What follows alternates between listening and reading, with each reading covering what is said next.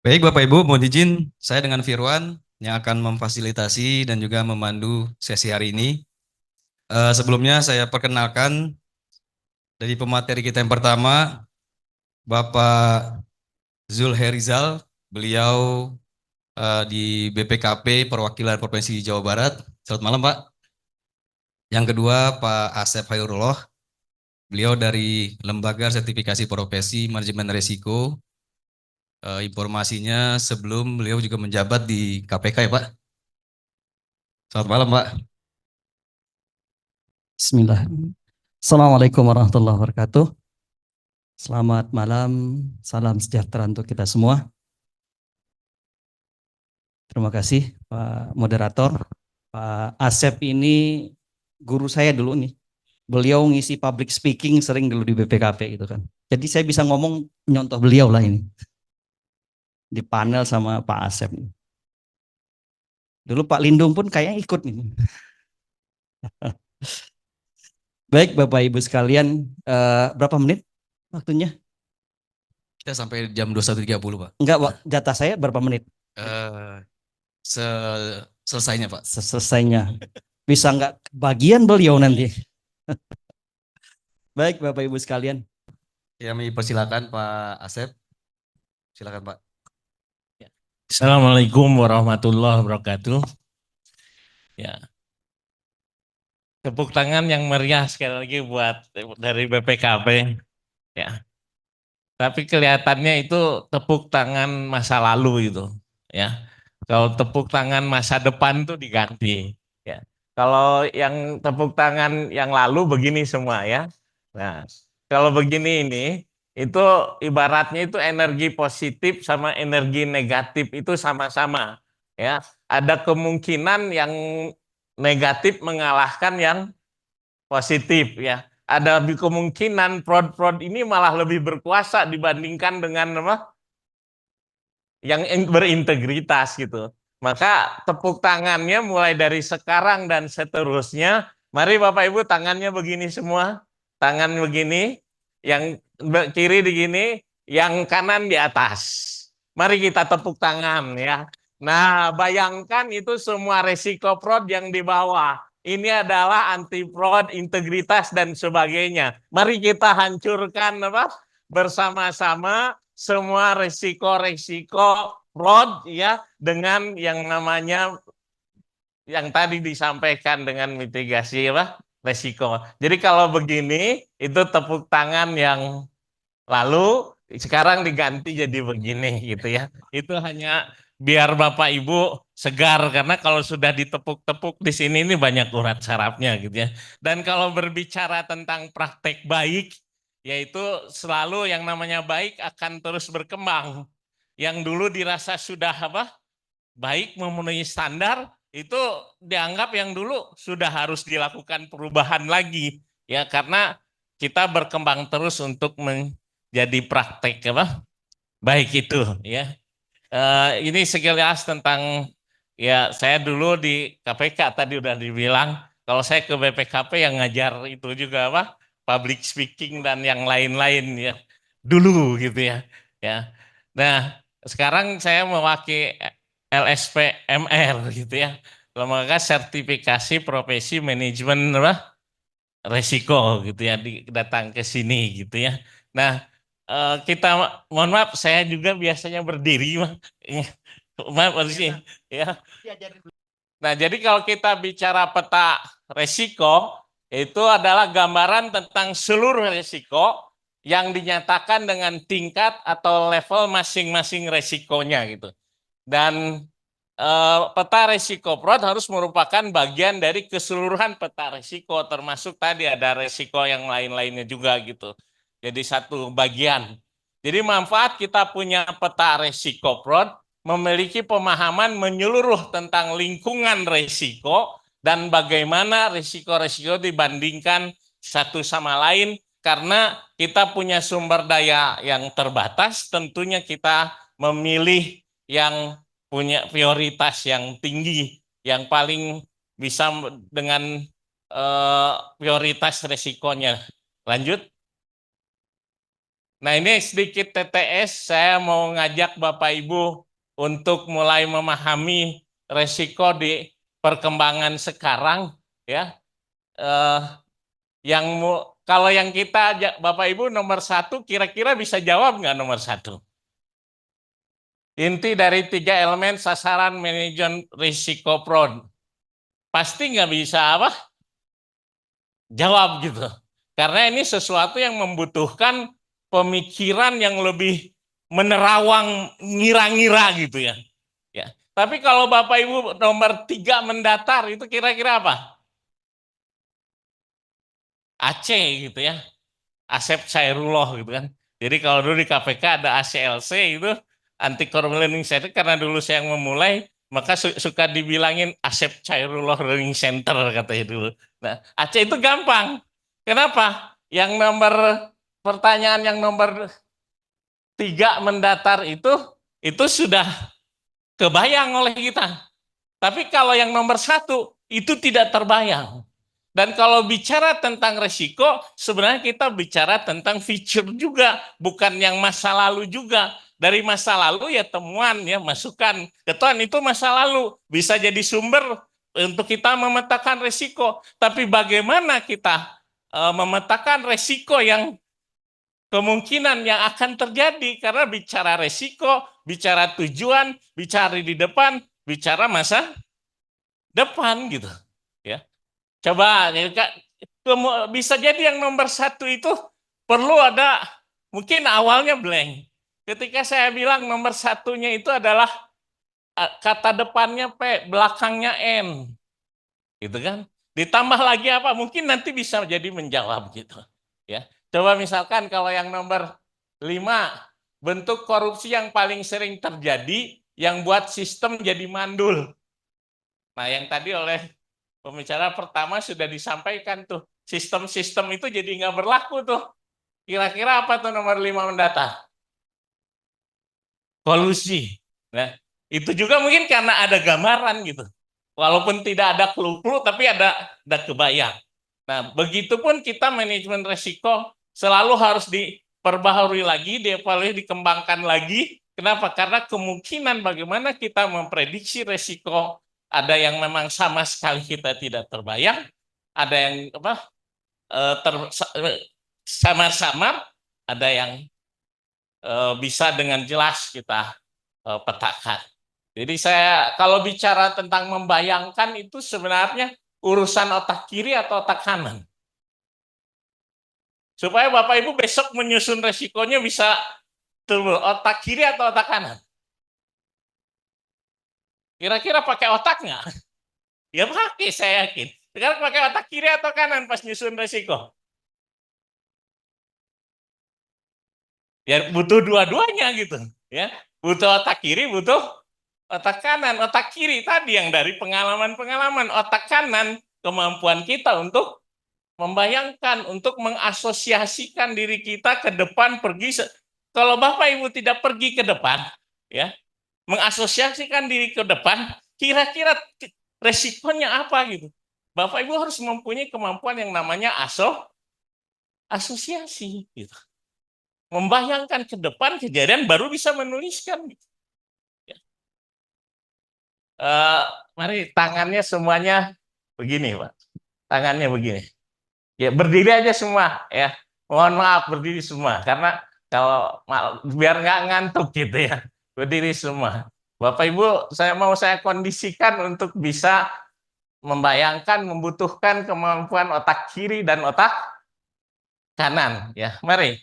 Ya, yang ini dari luar ke dalam. Dari apa? Luar ke dalam. Yang ini dari dalam keluar. Yang ini dari dalam keluar. Nah, ini dari luar ke dalam, ini dari dalam keluar. Sekarang lakukan sama-sama. Yang ini dari dalam keluar, ini dari keluar ke dalam. Silahkan lakukan apa? Sama-sama.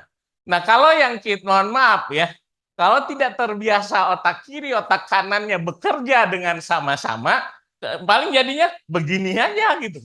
Ya. Bukan jadi begini gitu kan, tapi begini gitu. Ya. Ya, atau yang paling sederhana dulu, mari begini, yang begini, ya, begini. ya, ganti, ganti, ganti, ganti, ganti. Nah, sekarang yang ini L, ini O, ya, ganti, ganti, ganti, ganti, ganti. Nah, ini yang kalau nggak biasa otak kiri, otak kanannya bekerja, kesulitan, ya. Makanya ya harus apa? Salah satu praktek yang memungkinkan untuk melatihnya itu sering-sering senam otak. Ya, ada banyak beberapa gerakan. Bapak Ibu bisa lihat di apa? Di YouTube ya latihan. Sehingga Bapak Ibu dalam memetakan resiko, silakan duduk semua lagi, ya. Dalam memetakan resikonya itu bisa menyeluruh, komprehensif, ya. Malah sesuatu yang tidak terbayangkan pun bisa terbayangkan dengan kemampuan otak kanannya gitu, ya. Lanjut. Jadi kalau bicara fraud, ya, menurut ACFC adalah perbuatan yang melawan hukum yang dilakukan secara sengaja untuk tujuan tertentu. Tindakan tersebut bisa dilakukan oleh orang dari dalam maupun luar organisasi untuk meraup keuntungan pribadi. Di sini ada beberapa hal kata yang sangat kita tekankan, ada melawan hukum, gitu ya. Nah, fraud kita di Indonesia dengan negara yang lain beda, yurisdiksinya beda. Kita harus paham.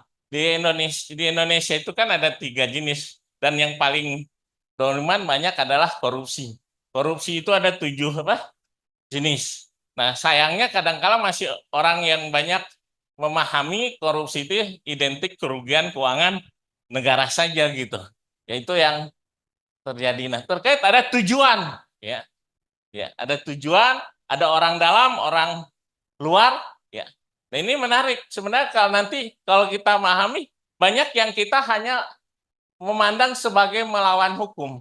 Nah, ketika kita masuk ke manajemen resiko ini, kita mulai berbicara tentang tujuannya di situ, bukan sekedar melawan hukumnya. Tapi mohon maaf Bapak Ibu, banyak yang kurang melengkapi dengan urusan tentang orang dalam, orang luar. Ya, orang dalam, orang luar itu terkait dengan yang namanya proksi. Ya, kalau orang dalam, orang luar di level negara itu namanya proksi, eksternal proksi. Tapi kalau di dalam organisasi itu kami sering menyebutnya internal proksi. Apa itu internal proksi? Orang di dalam yang dia bukan mengejar tujuan organisasi, tapi dia mengejar tujuan yang lain. Nah, ini ada pemain-pemain yang disusupkan yang akhirnya bukan mengarahkan ke tujuan organisasi, tapi malah ke tujuan pihak-pihak tertentu, ya. Apalagi di negara kita ini, ya mohon maaf, kalau dulu kita menyebutnya KKN, ya, korupsi, kolusi, nepotisme. Korupsinya itu berupa kolusi dan kolusinya kenapa? Karena ada nepotisme itu. Tapi sekarang kenapa kita dikatakan lebih parah lagi gitu? Karena ada satu tambahan O-nya. Jadi bukan KKN lagi, tapi KKNO. Kira-kira O-nya apa? Nah, ini pun bagian dari otak kanan kita. O-nya apa? Ya. Kata depannya O, belakangnya I. Ada G di tengahnya. Bukan. Oligarki. Ya. Oligarki itu apa? Oligarki itu ada kepentingan yang lebih rendah mengalahkan kepentingan yang lebih tinggi. Kepentingan bangsa dan negara dikalahkan, ya, oleh kepentingan organisasi dan kelompok-kelompok tertentu serta pribadi. Ini bahaya karena banyak di kita yang mohon maaf tidak diajarkan tentang kepentingan, ya, bahwa ada tingkat kepentingan pribadi, kelompok, organisasi, bangsa, dan universal. Karena di dalam dia tidak bisa membedakan kepentingan itu, maka yang ada ketika dia duduk di posisi level organisasi, Yang ada adalah kepentingan pribadi dia. Duduk di level kepentingan nasional, yang ada adalah kepentingan pribadi. Nggak ada, dia hanya ngelihat kepentingan pribadinya aja gitu. Nah itu yang mohon maaf, itu oligarki itu lebih dahsyat juga akhirnya, sehingga banyak sistem pencegahan yang dilakukan akhirnya tidak bisa berjalan. Lanjut. Nah, ditambah lagi ya tadi kolusi, ya ini kita perlu perkembangannya, perlu manajemen resiko yang terintegrasi ya. Jadi semua harus semakin terintegrasi. Praktek-praktek baik yang dimaksud perubahan konsep-konsep pun yang terjadi adalah semakin mengarah ke yang serba terintegrasi. Sekarang mulai ramai ada GRC, governance, risk, dan compliance gitu. Semua diintegrasikan. Jadi manajemen resiko itu diintegrasikan dengan governance dan compliance. Ya, apalagi sekarang ada perkembangan yang namanya combined assurance, pemastian terintegrasi. Ya, lanjut. Ya. Nah ini bicara tentang strategic fraud, ya, bagaimana sebuah fraud itu terjadi pada level-levelan strategik. Nah ini biasanya pada key position, ya, key position, dan pada super giver focus. Super giver focus itu orang-orang yang tidak duduk di punya posisi, tapi punya keahlian yang bisa berkontribusi buat organisasi, serta adanya resources atau investasi yang strategik. Nah, inilah sebenarnya yang strategik. Ya. Nah, beruntung tadi sudah disampaikan, kita sudah mulai punya manajemen resiko pembangunan nasional dan yang strategik gitu ya. Karena biasanya ini nggak ada yang memitigasinya, sehingga cenderung ketika tiga aspek ini mereka menjadi kolusi, bukan menjadi suatu praktek integritas. Nah, kalau di level strategik ini menjadi PR. Tapi setidaknya kita sudah lewat Perpres 39 2023 sudah ada komitenya, ya, walaupun itu harus dikembangkan lebih lanjut lagi. Lanjut ya. Nah, ini yang jadi kita harus punya juga manajemen resiko fraudnya itu yang paham bahwa ada masa lalu, resiko yang sekarang, ada resiko dari sesuatu yang bisa kita prediksikan, dan ada resiko dari masa depan yang tak terbayangkan, yang kadangkala hadir, dan itu menjadi namanya efek wow, yang tidak kita perkirakan kejadian gitu. Dan sistem yang ada tidak bisa menerjemahkan itu. Kita semua akhirnya jadi korban saja, ikut-ikutan semua gitu. Nah, kalau kita punya kemampuan yang tadi saya sampaikan, bahwa tentunya mungkin kita berpikir tentang apakah resiko itu memang di SPI atau resiko yang ngurus resiko itu di SPI, atau dipikirkan lebih lanjut lagi. Itu yang nanti kita akan dalami. Karena ternyata ya, ketika dia didorong, kalau SPI kan lini ketiga ya, ya, apakah itu bisa didorong di lini 1 sebenarnya? Ya. Karena apa? Karena yang seperti ini yang akhirnya berdampak, yang kalau proksi, kolusi, efek wow itu signifikan terjadi buat di organisasi. Dan banyak yang mohon maaf tidak memitigasinya terkait ini, sehingga ketika dia tidak memitigasi yang strategic fraud, ya, risk appetite-nya gitu ya, dia anggap ini mah di luar kendali saya, tidak saya mitigasi.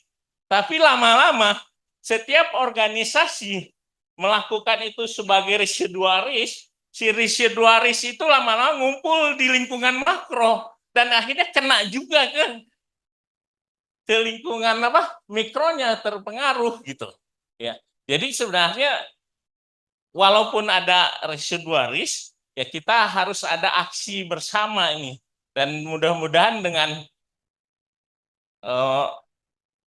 manajemen resiko pembangunan nasional itu ada komite yang lintas sektoral itu bisa diatasi, walaupun sebenarnya telat ya, karena di ujung ini di ujung periode pemerintahan ini kan ini mau berakhir. Seharusnya kan dibuatnya di awal apa? Pemerintahan. Tapi kalau bangsa kita kan selalu untung. Untungnya sudah ada sekarang. Nanti di periode berikutnya setidaknya bisa diimplementasikan ya. Jadi setidaknya bukan untuk yang periode lalu, mungkin ini diarahkannya sebenarnya untuk periode yang berikutnya supaya lebih efektif gitu ya. Dan mohon maaf Bapak Ibu, ada tugas dari Perpres tersebut ya, bahwa Bapak Ibu sudah mulai harus menyusun manajemen risiko pembangunan nasional di organisasinya seperti apa gitu. Dan itu targetnya maksimal 2 tahun dari sejak diterbitkannya Perpres. Jadi harus siap-siap kita menyusunnya gitu. Bagaimana yang strategik dan lintas di level organisasi, di level bangsanya sudah gitu. Lanjut. Jadi kita akan punya banyak tantangan ke depan Bapak Ibu, bahwa ada semua AI ya. Kita mau tak mau sudah mulai memasuki dunia artificial intelijen itu, dan bisa jadi akan banyak risiko fraud yang baru dengan AI ini gitu ya.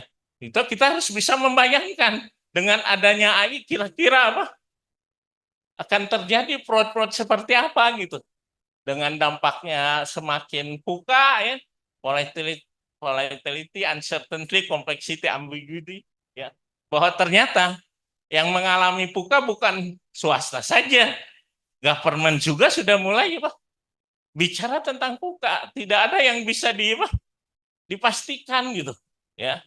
Kemudian bicara bahwa banyak terjadi disruption ya, sesuatu yang tadinya eksis jadi tidak berarti ya. Hal-hal jadi kayak gelombang besar yang membuat sesuatu menjadi hilang tidak berarti gitu ya. Ya disruption ini perguruan tinggi hati-hati. Harvard aja sudah mengalami disruption. Peran dosennya sudah banyak yang beralih menjadi administrator bukan dosen lagi, dia jadi administrasi aja karena yang mengisinya kebanyakan profesional profesional dengan berkembangnya apa yang disebut dengan strategic learning. Berkembangnya corporate university, itu kampus-kampus harus bisa memitigasi itu. Kenapa? Karena corporate university itu di mana perusahaan-perusahaan sudah mulai ingin memastikan bahwa yang akan masuk ke perusahaan itu betul-betul orang yang sesuai gitu ya. Jadi kalau keberadaan university itu kalau tidak menyesuaikan, tidak membaca itu, kemungkinan bisa peranannya akan hilang gitu. Atau bisa memerankan lebih pas lagi. Misalkan kalau Jawa Barat ini menerapkan yang namanya corporate university, mereka sudah memastikan bahwa pembelajaran mereka itu lebih dominan, mereka menyiapkan. Nah, jadi kalau universitas yang ada di Jawa Barat ini mulai ikut juga membaca ini roadmap Jawa Barat dan corporate strategiknya seperti apa, rencana kompetensi apa di depan yang harus dibangun, sehingga bikin jurusan-jurusan ke depan yang dikembangkannya itu apa gitu.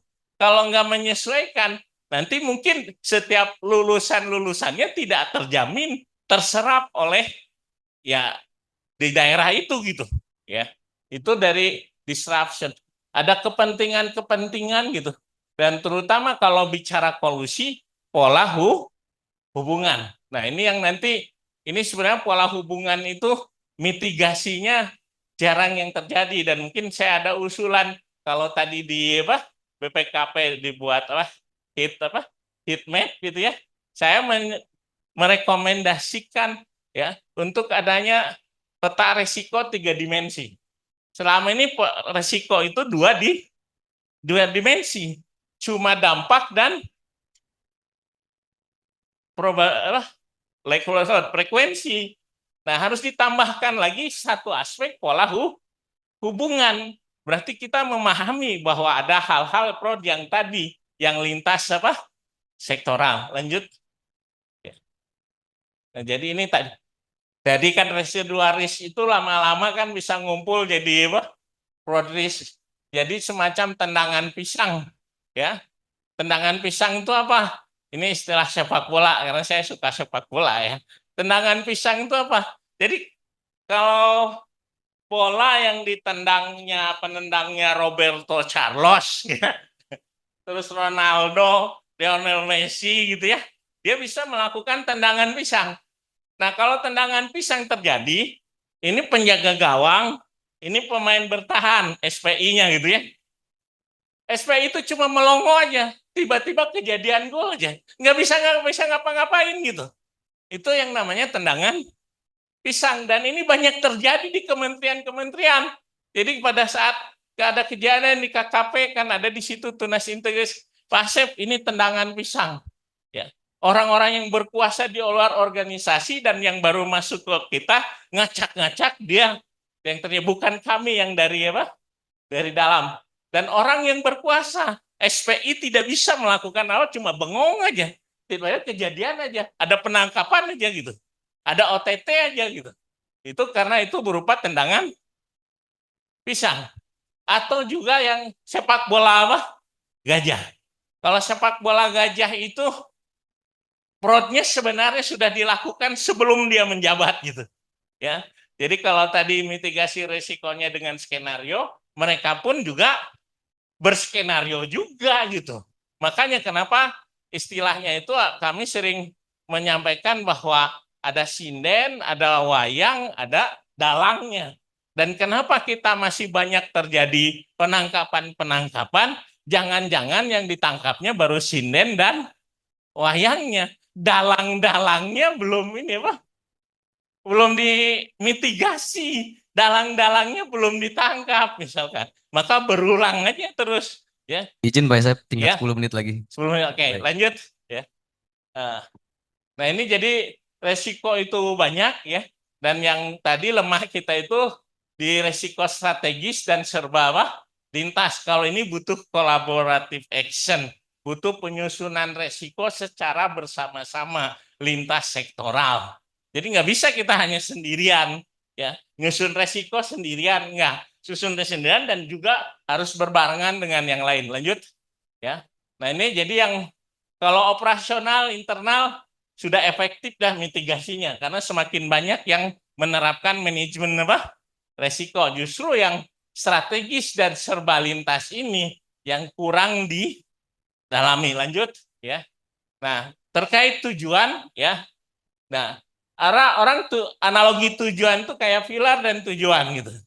Sesederhana itu ya. Berkembang pemikiran ada tujuan, ada resiko. Jadi kayak kapal menuju pulau impian. Tapi perkembangan situasi sekarang tidak cukup dengan analogi kapal dan pulau impian, tapi dia ada yang namanya birdnest theory, teori sarang apa? Burung, di mana tujuan itu ditopang oleh kayak sarang yang saling punya pola hubungan. Itu harus kita identifikasi itu pola hubungan itu. Pola hubungan apa kebijakan, legislasi, operasional apa. Dan makanya kenapa kita bicara tujuan, juga bicara resiko, dan juga bicara integrasinya. Karena zamannya sudah tidak seperti yang analogi yang lain gitu. Ya, lanjut. Nah, kalau bicara tentang apa? Resiko, jadi ada yang memang situasi yang sederhana, kita punya rencana, kebayang, lakukan. Tapi ada yang sama sekali tidak pernah terbayangkan, gitu ya. Nah, maka penyikapannya pun relatif. Kita bisa yang sederhana sih bisa tegas-tegasan menolak, mentransfer, ya, atau yang lain ya mungkin berbagi dan soal insentif dan soal itu bisa perkembangan. Nah, berikutnya adalah yang berbau krisis ya, yang berbasis krisis dari temuan. Berkembang lagi yang ini apa? Berbasis kepatuhan karena sudah diatur tentu resikonya ini. Ada yang berbasis pengendalian dan mungkin nanti kita perlu berbasis toleransi ya. Nah, Bagaimana yang berbasis toleransi? Lanjut. Nah, di sini ini ada standar-standar yang populer ya, dari mulai ISO ya, COSO dan sebagainya. Lanjut ya. Nah, ini intinya sebenarnya dari berbagai itu yang mau kita kejar itu fokus pada nilai atau value-nya. Apapun ya, bukan pada laporannya tapi value-nya. Jadi ketika yang bulatan paling bawah itu kan praktek realnya. Tapi kadangkala dia tidak nyambung dengan yang prinsipnya adalah nilai dan value sama yang leadership-nya di situ. Ada aspek strategik. Ini sebenarnya nanti ada yang menjembataninya di sini. Diperlukannya bagaimana yang namanya risk appetite itu yang harus serius. Lanjut. Ini perkembangan di kita ya. Jadi ada yang dari COSO, ISO, ada panduan tuh yang merah, yang hijau, ya ada terjemahannya gitu. Ada KNKG bikin, ada PP 60 mengacu ke PP 60 gitu ya. Kebanyakan di kita kan mengacunya ke sana. Tapi dengan adanya Perpres 39 tahun 2023 itu harus ditindaklanjuti oleh setiap kementerian. Sejauh ini yang saya petakan baru ada yang Permenperin ya yang membuatnya 24 tahun 2023. Nggak tahu Kemendikbud sudah menindaklanjuti enggak gitu yang Perpres 39 tahun. Dan ini ada tadi praktek baik itu ternyata berkembang di dunia internasional aja berubah-berubah gitu untuk menjadi lebih baik lagi. Lanjut. Jadi ya ini di sini ada PR unit RM itu ada di mana? Apakah dia di bagian SPI internal kontrol atau dia berdiri sendiri? Kalau di BUMN sekarang didorong untuk berdiri sendiri. Jadi kalau di bagian di SPI dia lini ketiga. Dia susah nanti kalau masuk ke lini pertama gitu. Ya. Lanjut aja ya. Nah, ini yang perkembangan bahwa yang COSO aja ada perbaikan gitu. Ketika dia tadi ada karena ada hal-hal yang tak terbayangkan. Lanjut.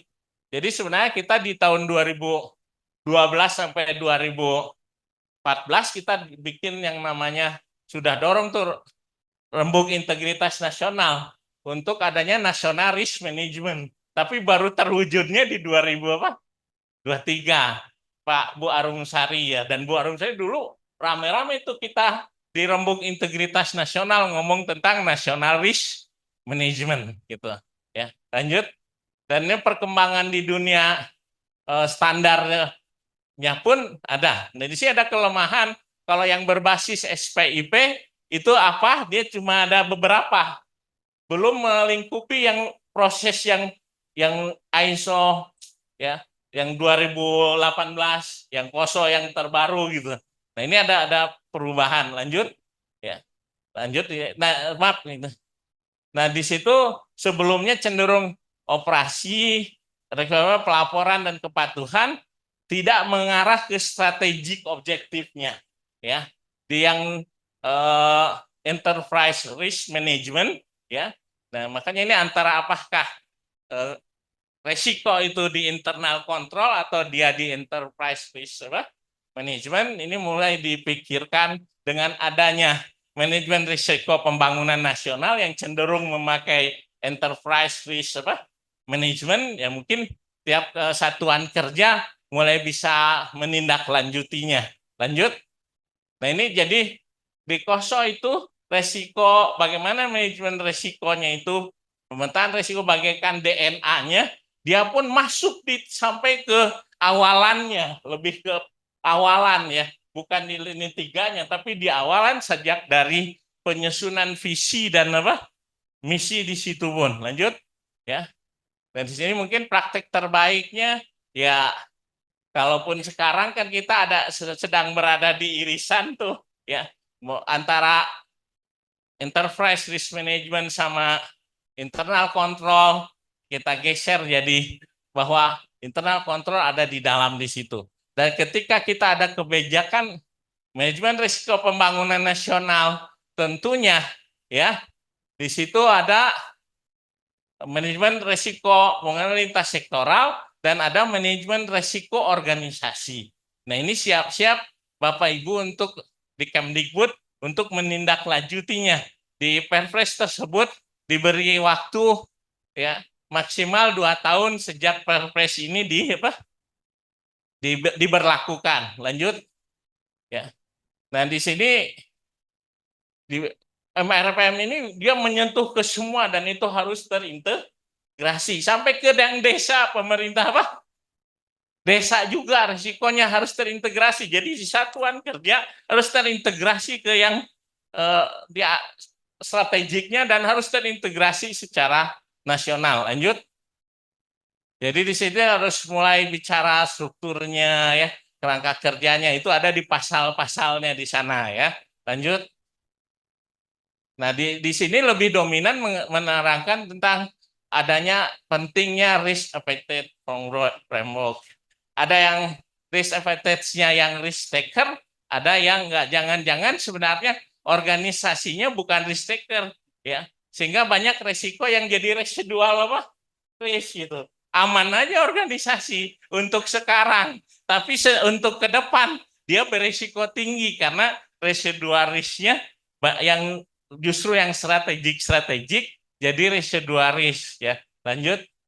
Jadi disinilah sebenarnya sebelum kita punya risk register, risk owner dia menerjemahkan dari hasil kebijakan manajemen risikonya harus terbangun di atas gitu ya. Ya. Terkait dengan risk dan juga peta risikonya ya, tadi bagaimana membuat peta risikonya sudah diterangkan oleh Bapak yang pertama tadi. Jadi saya tidak perlu mengulangi ya. Lanjut. Nah, ini konsekuensinya hanya 2 dimensi ya. Jadi ada dampak sama yang frekuensi like noting. Itu peta risiko jadi seperti ini kita dapatkan. Lanjut. Nah, bagaimana sekarang dengan perkembangan ya? Bapak Ibu mau tak mau harus bisa organisasi harus punya peta jalan ya, punya roadmap gitu ya. Nah, basisnya dari roadmap itu. Jadi kita pergi ke depan, ke masa depan dan kita bisa membayangkan bagaimana itu kompetensi, people, proses, teknologi, regulasi. Kita bisa mengisi tanda tanya ini ya. Organisasi bisa mengisi tanda tanya ini, baru kita bisa memetakan risikonya. Selama kita organisasi tidak memiliki ya perkembangan setiap roadmap di yang people, proses, teknologi, di regulasinya, maka risiko itu tahu gelap nggak kebayang gitu. Tapi kalau organisasi membuat semacam museum, bukan hanya museum, kalau di museum itu yang sudah kejadian aja gitu di masa lalu. Tapi museum, sesuatu yang di masa depan dibuat konkret, terlihat sehingga bisa mudah memetakan resikonya. Ya, saya pengalaman ke luar negeri atau di beberapa BUMN yang mereka punya visiumnya, mereka relatif lebih mudah untuk memetakan resiko masa depannya itu. Lanjut. Jadi mungkin karena tadi karena pola hubungan ya dan pengendalian posisi kunci dan pengendalian strategis KKN ini penting, maka bisa jadi sebenarnya tidak hanya 2 ya, frekuensi, dampak dan pola hubungannya, karena pola hubungan ternyata itu bisa mengubah sesuatu yang sederhana menjadi yang padahal hal sederhana, bisnis proses yang sederhana, tapi dampaknya bisa luar biasa. Siapa sih yang namanya kalau di itu Gayus itu ya, Gayus nggak punya posisi gitu ya. Tapi dia bisa membangun pola-pola hubungan yang luar biasa sehingga dia bisa menangani sesuatu. Di Papua ada seorang yang pangkatnya cuma sersan gitu ya. Tapi di rekeningnya itu sampai dampak yang luar biasa tuh pola hubungan itu gitu. Sehingga perlu diperhatikan. Mungkin itu saja yang bisa saya sampaikan. Mudah-mudahan kita manajemen risikonya makin terintegrasi dari yang atas strategik sampai ke bawah sehingga mitigasi kita bisa lebih lengkap lagi dan di negara kita, organisasi Bapak Ibu mudah-mudahan tidak terjadi fraud lagi. Sekali lagi, mari kita tepuk tangan sama-sama, tapi tepuk tangan yang anti fraud. Terima kasih. Makasih Pak Asep. Ya. Kasih aplaus Bapak Ibu untuk Pak Asep. Luar biasa. Masih ada waktu, kita buka sesi tanya jawab. Kita minta 3 penanya yang dari tengah, dari kanan, dan juga dari kiri. Mohon disebutkan nama dan juga asal instansi. Silakan Bapak Ibu.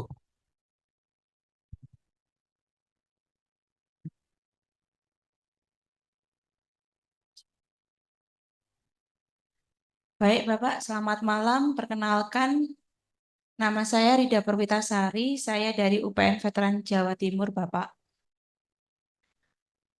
Pembahasan materi malam ini ya, sudah malam, tapi bahas manajemen risiko. Apalagi ditambah dengan anti fraud, itu menjadi lebih bersemangat. Eh, Semoga Bapak Ibu yang lain juga sama ya, sama-sama bersemangatnya. Baik, Pak. Saya ingin sharing sesuatu, Pak. Kalau kita berbicara risk, itu menurut saya tidak fair ketika kita juga nggak mengaitkan dengan return, Pak. Kalau kita berbicara di private sector, ya mesti high risk, high return kan gitu ya. Tapi kalau kita berbicara di public sector, mungkin kita akan berbicara risk itu bukan return, tapi risk itu performance, gitu ya Pak. Tapi kalau private sector itu risk itu return, tapi return itu similar dengan profit, gitu ya Pak. Nah, saya nggak mau berputar-putar di situ. Saya ingin menanyakan sharing Pak, best practice juga ya best practice ya yang lebih tepatnya ya terkait MR ini sendiri Pak. Sebenarnya idealnya MR ini untuk di public sector, terutama seperti kampus saya yang hari ini masih BLU ya Pak, itu kalau ngikuti teori Three Line of Defense tentu MR ini nggak melekat pada SPI. Tapi terus terang kami masih belum punya unit tersendiri Pak. Nah, saya berpikir Pak, MR dan anti fraud ini dijadikan satu Pak. Itu kira-kira cumbu nggak ya gitu ya antar pekerjaannya. Tapi saya membayang tadi ketika kita lihat praktisnya Bapak tadi menyampaikan kalau kemarin pendekatannya itu apa ya tadi ya yang sudah tradisional sekarang ada teori yang baru tadi maaf tak saya belum lupa nggak kelewat mau nyatat tadi.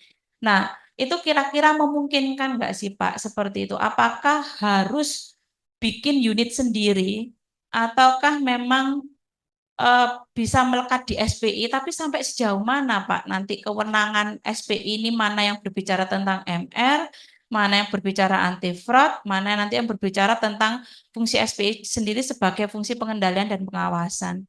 Mohon sharingnya Pak. Terima kasih. Baik, terima kasih. Mungkin langsung dijawab ya Pak. Monggo Pak, silakan Pak. Ya. Pak Asep yang nambahin lah ya. Tadi masalah return tadi. Ini memang menarik gitu ya. Makanya Bu, kenapa Kementerian Keuangan itu menjadi Kementerian Sultan? Karena dianggap risikonya paling tinggi. Walaupun nanti wacananya rezim Pak Prabowo akan mengeluarkan Dirjen Pajak dan Bea Cukai menjadi BPN. Nah, pasti mereka juga akan yang paling tinggi karena dianggap paling berisiko. Karena kalau penerimaan negara nggak dapat, pembangunan mandek. Nah, makanya kenapa mereka remunerasinya tukinnya paling gede, salah satunya itu. Sama seperti juga di Kementerian Keuangan itu sudah diterapkan yang namanya inspektur bidang investigasi itu tukinnya lebih tinggi dibanding inspektur-inspektur yang lain. Gitu. Di BPKP katanya mau begitu, tapi ya sampai sekarang teman-teman diinvestigasi ya segitu-segitu sama aja. Walaupun risikonya lebih berat gitu kan. Risikonya lebih berat kalau teman-teman ya di inspektur investigasi pasti menghadapi orang-orang gitu ya. Belum ancaman seperti itu. Nah, itu. Makanya harusnya memang sama gitu kan. Merit system itu kan dilihat dari situ seperti itu. Tapi ya namanya mulailah ada perubahan gitu kan, nggak lagi kayak dulu kan PGPS gitu kan, sistem gaji dulu kita PGPS, pintar goblok penghasilan sama gitu kan, kinerjanya seperti apapun ya sama gitu kan, karena gaji gaji doang. Sekarang ada ukuran-ukuran tukin. Nah, kayak teman-teman di Kementerian Keuangan itu kan kalau ketika targetnya nggak tercapai, grade-nya akan turun gitu kan, turun. Di BPKP pun rencananya akan dilakukan seperti itu. Makanya SKP kita dinilai kan tiap triwulan sekarang gitu kan, seperti itu. Dilihat seperti itu. Walaupun mungkin ya dialog kinerjanya belum tercapai gitu ya. Ini jadi kemana-mana nih karena bicara bicara return tadi ibunya dari UPN. Tapi yang jelas ketika berbicara risiko harusnya tadi sama gitu kan. Orang yang pekerjaannya berisiko tinggi, makanya seperti di apa di rumah sakit pun yang berisiko tinggi pasti dia akan lebih besar returnnya gitu kan. Penghasilannya dokter-dokter yang pegang pisau itu risikonya tinggi. Pasti jasa pelayanannya, ini nanti kan bapak-bapak juga punya universitas pendidikan rumah sakit pendidikan tuh. Pasti yang namanya dokter bedah karena pegang pisau, pasti jasa pelayanannya, jasa mediknya paling tinggi seperti itu. Karena ya sama, makanya sebenarnya di apalagi di BLU, karena BLU kan semi private gitu ya, seperti itu. Sebenarnya bisa saja. Toh remunerasi di BLU itu yang penting disetujui Menteri Keuangan, boleh gitu kan, seperti itu. Karena kalau BLU kan ujungnya di Kementerian Keuangan. Kalau di BLUD ujungnya kepala daerah seperti itu. Nah, itu tadi. Nah, mungkin itu untuk ini aja, untuk tentang high risk, high return gitu kan, seperti itu. Sebenarnya sudah dipikirkan gitu kan, walaupun ya kita masih pelan-pelan negara. Makanya teman-teman KPK walaupun sekarang jadi ASN tetap saja penghasilnya lebih gede daripada bapak-bapak gitu kan. Karena masih tetap dengan penghasilan nggak boleh berkurang, konsepnya seperti itu gitu kan. Kalau berkurang nanti orang pada keluar dari KPK gitu. Seperti itu. Ya mungkin hal-hal seperti karena memang risikonya lebih tinggi gitu kan. Walaupun dan saya nggak tahu mungkin di KPK pun mungkin yang penindakan dengan yang pencegahan beda kali ya. Nah, sama seperti itu. Akan sama gitu, Bu. Seperti itu. Tapi kalau di universitas yang paling berisiko apa sih gitu kan? Nah, mungkin perlu karena BLU kan bisa remunerasi itu bisa ditetapkan. Yang penting disetujui oleh Menteri Keuangan seperti itu. Jadi harusnya tahu, oh ini paling berisiko nih kalau di universitas gitu kan, di badan pendidikan, badan usaha pendidikan seperti itu. Mungkin untuk menjawab yang pertama tadi, mungkin untuk berikutnya Pak Asep. Ya, itu sebenarnya makin lama makin mengerucut. Sebenarnya tidak ada sektor swasta, sektor apa publik ke depannya. Karena tadi perubahan, bro. Sebenarnya di roadmap reformasi birokrasi itu kan pertama kita itu rule based governance, berbasis apa aturan gitu. Ini lagi digeser ini sama Menpan itu menjadi performance based governance. Dan ke depan akan jadi dynamic governance seperti layaknya di apa di swasta nih. Dan ternyata ya mohon maaf, COVID kemarin itu membawa berkah. Ya kenapa? Karena ternyata kalau dulu itu orang mau pakai Zooming apa itu rapat itu kan susah itu didorong. Dipaksa dengan COVID jadi terbiasa juga gitu kan. Jadi sebenarnya bisa kita itu. Dan ke depannya malah akan open apa? Government di beberapa kementerian sudah mengarah ke sana. Lama-lama akan sama juga dan sedikit demi sedikit akhirnya pasar tenaga kerja publik maupun apa private itu lama-lama bisa saling pindah. Di Korea Selatan itu sudah pindah itu ya, dari orang private bisa ke apa ke publik, orang publik bisa apa ke private gitu. Kalau sekarang kita kan cuma hanya menteri ya dan mungkin beberapa eselon 1 yang bisa yang dari luar gitu ya. BPK ya. Tapi ya, tapi itu ada resiko juga kalau yang dari swasta masuk ke apa? eh, Sektor publik gitu, terutama jadi misal jadi menteri, dia menjabat 5 tahun, habis itu dia balik lagi ke swasta, informasi apa strategiknya apa, bagaimana itu jadi telanjang negara gitu. Nah kalau itu saya dulu dari 2010 sudah memitigasi itu dengan menciptakan program yang namanya post employment. Tapi nggak ada tuh karena sesuatu yang apa mereka belum merasakan gitu ya. Mereka tidak membangun mitigasinya. Kalau udah kejadian krisis baru bangun gitu. Nah itu kebiasaan bangsa kita itu karena kurang mulai mau berpikir ke depan tadi itu gitu.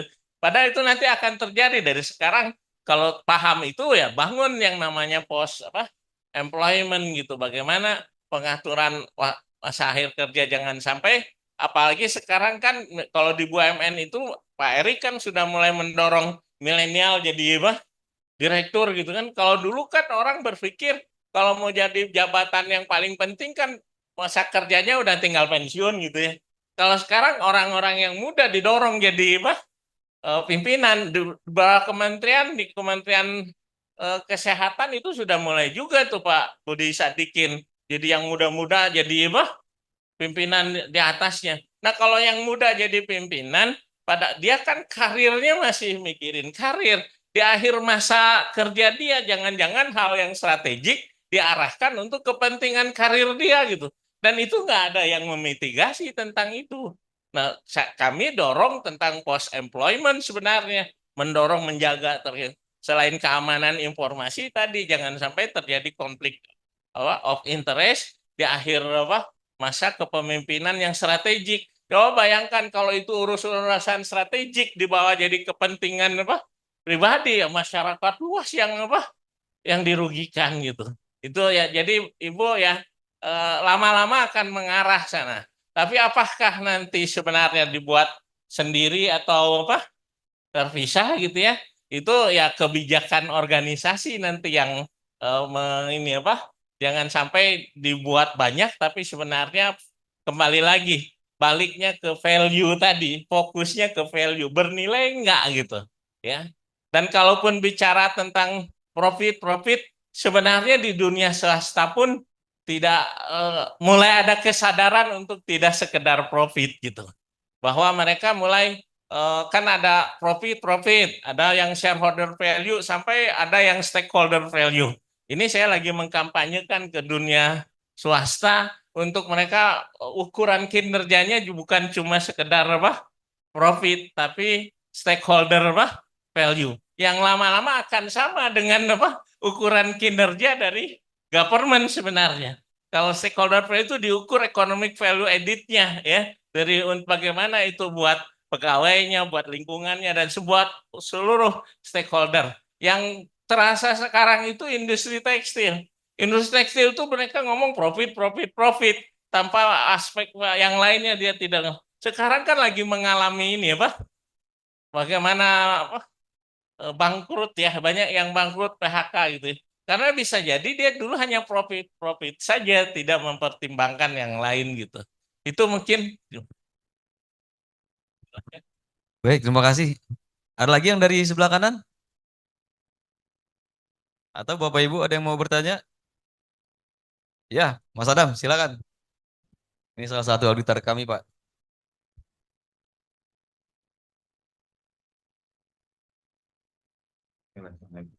Assalamualaikum warahmatullahi wabarakatuh. Eh, saat kita berbicara risiko, Pak, idealnya risiko pimpinan di pusat itu sama dengan risiko satker di daerah. Ada dua kasus yang mungkin saya akan sampaikan. Contoh misalnya terkait investigasi. Sekarang trennya banyak pengaduan terkait biaya KIP yang ditarik, living cost yang harus menjadi hak dari mahasiswa diambil oleh oknum dari PTS. Yang sering berhadapan dengan PTS adalah LLDikti. Tapi LLDikti tidak diberi sumber daya, baik itu keuangan, baik itu manusianya, untuk bisa mengawasi seluruh PTS di wilayahnya. Contoh misalnya Jawa Barat, segelintir orang harus bisa memeriksa seluruh PTS kan nggak mungkin. Tapi yang sangat terganggu adalah tujuan dari kementerian. Jadi bagaimana mengatasi kesenjangan antara berbeda selera risiko dari pimpinan di pusat dengan di daerah. Kasus keduanya itu PPDB, Pak. PPDB itu sekarang Kemendikbud terapkan aturan terkait zonasi yang tujuannya adalah menghilangkan sekolah favorit di daerah. Artinya pemerintah daerah punya tanggung jawab untuk meratakan kualitas sekolah di daerahnya. Kemendikbud keluarkan zonasi. Pemerintah daerah tidak lakukan itu. Masyarakat berbondong-bondong nyogok sana sini untuk bisa masuk sekolah yang dianggap favorit, yang kementerian udah nggak kenal itu gitu. Kita pernah diskusikan di kementerian, kita undang pemerintah daerah untuk berdiskusi bareng terkait PPDB. Kami coba mitigasi resiko, kami ciptakan tools PPDB online Kemendikbud yang buat, silahkan gunakan. Pemerintah daerah nggak mau pakai. Karena kalau pakai aplikasi di Kemendikbud, banyak kepentingan yang terganggu. Begitu kami turun PPDB, contoh Kota Bandung, tahun ini ada pengaduan masuk ke kami, siswa SMP di Kota Bandung PPDB 4.000 orang, bodong Pak. Itu di luar jalur PPDB online. Kemendikbud sebetulnya kan bicaranya yang penting siapapun yang sekolah di sekolah itu kami beri dana BOS. Karena siapapun berhak mendapatkan pendidikan. Tapi itu kan di luar konteks tujuan memberikan layanan pendidikan. Ini ada kecurangan yang terjadi gitu. Nah, ada selera Kemendikbud, ada selera pemerintah daerah yang dibatasi oleh otonomi. Dua hal itu kan bicaranya ada apa ya? Kemampuan dari si pemilik resiko untuk memitigasi resikonya. Kalau LLDT punya kepala, dia cost analis benefitnya, oh saya hanya sanggup tujuannya di sampai B, sedangkan Kemendikbudnya, menterinya minta sampai Z, itu kan agak repot. Sama juga dengan PPDB, Kemendikbud mintanya sampai Z, pemerintah daerah enggak sampai C aja. Ini yang itu untuk menjembatani itu mitigasi risiko seperti apa, Pak? Terima kasih. Baik, terima kasih Mas Adam. Silakan Pak. Nah, ini mungkin kalau dibaca-baca MRPN mungkin bisa jadi solusi gitu kan. Karena di situ dibahas tentang lintas sektor gitu ya. Nah, mungkin nanti ya perlu duduk bersama ketika komitenya sudah ditetapkan gitu kan. Mana saja yang menjadi lintas sektor karena memang nggak bisa gitu kan sendiri gitu kan. Hanya organisasi, risiko-risiko organisasi kemarin kami coba di Jawa Barat terkait ketahanan pangan gitu kan. Karena memang belum dimitigasi sektor ketahanan pangan itu, setiap pemerintahnya, setiap organisasi OPD-nya, belum dengan pemerintahnya, pemerintah pusatnya, ya akhirnya banyak peristiwa-peristiwa risiko yang sudah terjadi tidak termitigasi. Nah ini memang jadi PR, maka Perpres itu tadi yang seperti disampaikan sama Pak Asep, ini kan memang yang rancang yang bikin awalnya di Kedeputian PKD Pak, ditarik ke Kedeputian Investigasi, maka kita berpikir karena memang masalah kita di lintas sektor. Karena tadi kita berbicara tentang connecting the dots, breaking the silos itu gampang, ternyata susahnya. Makanya dengan MRPN ini kita berharap bisalah pelan-pelan kita duduk bersama. Sebenarnya kan seperti di Bappenas itu, aplikasi Krishna itu kan sudah saling tagging gitu kan. Mana yang mereka saling berkaitan gitu kan. Nah, itu yang nanti juga komite risiko itu akan menetapkan nih risiko bersama loh. Jadi nggak ada lagi istilahnya, oh itu uncontrollable karena di luar saya. Tapi ya sama-sama nih semuanya gitu kan. Nggak bisa lepas tangan gitu kan. Seperti itu. Jadi kita berharap ya semoga Perpres ini tidak layu sebelum berkembang juga gitu. Karena tadi yang bilang Pak Asep ini ya di akhir pemerintahan gitu ya. Seperti itu. Semoga tetap jalan nih karena termasuk yang disampaikan ketika hasil rakernya Rakornas Wasin gitu ke pemerintahan yang baru, tim transisi gitu ya, ke pemerintahan, termasuk kemarin ke calon-calon presiden itu disampaikan oleh BPKP seperti itu. Dan kita berharap ya ini bisa lah gitu seperti itu. Kalau berbicara risiko itu memang luar biasa Pak. Kayak di Kemdikbud punya Dapodik gitu ya, yang jadi dasar semua bantuan-bantuan nanti itu kan. Kami mensinyalir karena masuk ke sana kemarin ada penghitung kerugian negara di beberapa sekolah yang muridnya bodong. Nah, itu siapa yang akan menyelesaikan itu? Ya mungkin nanti teman-teman inspektorat investigasi lah melakukan data cleansingnya. Mungkin bisa minta bantu teman-teman deputi investigasi BPKP itu karena punya alatnya.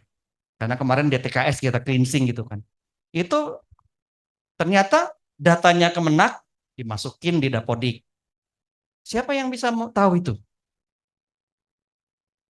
Karena siswa kan single identity-nya adalah NISN gitu kan. Nah itu kalau dia palsu kan, nama siapa saja bisa masuk, dikasih juga nomornya. Nah ini kami udah ketemu. Nah mungkin nanti kemarin saya bilang sama tim, nanti kita bikinkan atensi lah dari Pak Kaper gitu kan, ke pusat atau ke kementerian. Ini ada masalah loh ternyata, sama kayak di TKS juga nih ternyata ada podik ini gitu kan. Data siswa itu, jangan-jangan ya seperti itu. Banyak sekali kejadian-kejadian bantuan itu ya mungkin jadi PR. Kemarin kami ngitung kerugian keuangan negara karena PIP itu dipotong gitu kan. Nah, seperti itu. Ya kalau yang reguler karena based on D3S aman. Tapi kalau yang aspirasi bapak-bapak yang di Senayan itu gitu kan yang punya, nah nanti TA-nya, oh ini kamu dapat tapi sekian ya. Itu kejadian. Itu siapa yang memitigasinya gitu kan? Itu udah kejadian. Mungkin udah sidang kemarin juga udah sidang. Nggak tahu saya udah divonis apa belum gitu ya.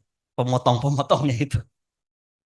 Salah satu pemotongnya termasuk TA-nya si eh, Bapak yang mulia itu gitu seperti itu. Nah, yang gitu-gitu nih. Jadi memang kita punya PR nih. Kalau cuma sendirian, ya siapa yang bisa mensinkronkan data Kemenak sama data Kemendikbud gitu kan. Karena sama-sama punya data siswa gitu kan. Belum lagi nanti eh, pangkalan datanya Dikti gitu ya. Sama juga karena dulu ketika saya pernah mengevaluasi PTNB untuk menjadikan pegawai-pegawai yang jadi PPK, kita ketemu juga yang masalah-masalah seperti itu gitu kan. Ya nggak layak untuk dijadikan ASN gitu kan, karena ternyata masih macam-macam lah ijazahnya apa macam-macam itu kita profiling ketemu seperti itu. Kan dulu sempat saya itu diminta teman-teman masih Kementerian Dikti ya si Pak Nasir itu. Kita sampai nginap di Hotel Senturi sebelah sebelah kantornya Kemendikti itu waktu itu. Untuk melihat ini seperti ini. Jadi ketika berbicara data saja kita juga bermasalah. Apalagi tadi Bapak bilang gitu. Seperti itu. Jadi memang nggak bisa sendiri gitu kan. Uh, apalagi kalau sudah saling terkait tadi lintas sektor gitu kan. Nah makanya seperti yang Pak Asep tadi saya surprise juga ternyata Pak Asep malah yang menyampaikan tentang Perpres MRPN Perpres 39 tahun 2023 ini. Karena memang kami termasuk akan melakukan evaluasinya nanti di turun keempat Pak Asep. Kemarin kita melakukan asistensi penerapan, ternyata ya belum banyak di daerah tuh nggak ada yang tahu itu. Ini apa Pak? Kami belum tahu ya seperti itu. Padahal udah diundangkan di tahun yang lalu. 2 tahun berikutnya harus diterapkan gitu kan. Ini nggak tahu nih siapa yang salah gitu kan. Seperti itu. Nah, mungkin itu Mungkin Pak Asep bisa menambahkan. Ya, itu PR kita bersama tadi, ini menjadi challenge buat kita semua gitu ya dalam 2 tahun ke depan ini bagaimana menjembatani itu semua. Jadi kami sempat mendorong pentingnya komite integritas gitu supaya tidak silo-silo. Komite integritas malah berpikir lebih lanjut dari hanya sekedar GRC gitu ya. Yang dulu kita dorong dirembuk integritas nasional, tiap kementerian harus bikin komite integritas, juga termasuk BUMN komite integritas di pemerintah daerahnya ada komite integritas ya, dan itu yang memastikan terjadinya budaya integritas. Dan salah satu dari budaya integritas itu terbentuk budaya resiko. Ini yang jadi problem kita. Sebenarnya manajemen resiko sudah banyak dibuat gitu, tapi budaya resikonya itu belum terjadi, belum merata gitu. Ada di suatu kementerian dia dengan bangganya inspektoratnya bercerita kami sudah maturity level 3 atau 4 gitu kan. Tapi ketika saya tanya, ini baru hanya di inspektoratnya, di deputi eselon 1 lain, deputi yang lain belum. Nah, kalau begini tinggal tunggu waktu ada kejadian. Itu maka saya suka dibilang si pahit lidah karena omongannya kejadian gitu. Berikutnya memang kejadian di kedudukan dia di inspektoratnya udah luar biasa gitu ya. Nah, makanya budaya itu yang tadi MRPN itu harus jadi membudaya, itu harus segera bisa kita sosialisasikan, harus segera dicari agen perubahannya gitu, yang mensosialisasikan itu yang menginternalisasikan sehingga terbentuk budaya. Karena takutnya hanya cuma jadi dokumen gitu, apalagi ini ganti rejim, ini bentar lagi ganti rejim. Kalau penyakit di bangsa kita itu ganti rejim tuh selalu kayak di pom bensin, dari nol lagi ya Pak, datang dari nol lagi. Ini kan udah dibangun nih, udah menuju yang ngurus yang strategik serba lintas gitu kan. Ini ganti rejim nanti dari awal lagi gitu. Kalau idealnya dilanjutkan itu gitu ya. Terkait dengan pembangunan manajemen risiko pembangunan nasional. Itu integrasi tadi saya sudah nyampaikan di situ sampai ke yang desa gitu ya. Desa itu harus nyambung semua gitu. Dan itu kita diberi waktu masing-masing sebenarnya 2 tahun ini mengintegrasikan itu semua yang lintas sektoral dipetakan gitu ya. Nah, dan makanya kenapa tadi saya sarankan pola hubungan. Kalau di pola hubungan itu dipetakan itu bukan cuma sekedar sering atau pola hubungan. Ini misalkan menteri ini pola hubungannya siapa, nanti misalkan dengan ke bawah ada dengan kepala daerah dan sebagainya. Bentuknya apa saja di situ. Bagaimana supaya bisa berintegritas. Dipetakan itu semua. Sehingga mudah-mudahan bisa lebih terintegrasi si manajemen resikonya ya. Ini semacam jadi kayak ya dedikasi kita semua di sini yang terlibat di manajemen resiko untuk memastikan itu semua gitu.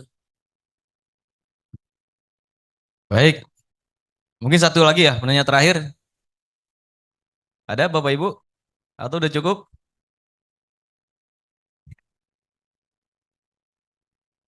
Baik, sepertinya cukup nih. Baik, kita kasih aplaus dulu buat Bapak narasumber kita. Sekali lagi saya ucapkan terima kasih Bapak narasumber.